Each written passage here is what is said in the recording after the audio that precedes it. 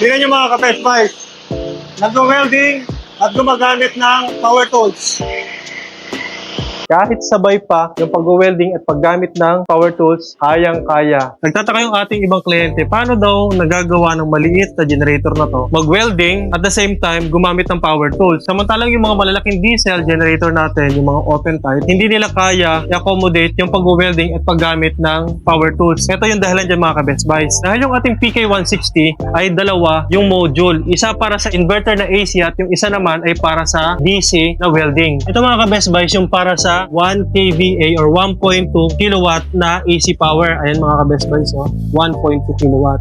Ito naman po sa kabila, nandito naman yung kanyang DC pang welding. Ito yung dahilan kung bakit pwedeng pagsabayan yung ating dalawang function sa isang generator lang. Integrated sa isang machine, yung dalawang module, kaya pwedeng gamitin ng sabay. Kahit na medyo maliit yung makina, wala nang conversion na nangyayari kasi direct DC to DC yung functionality ng ating welding.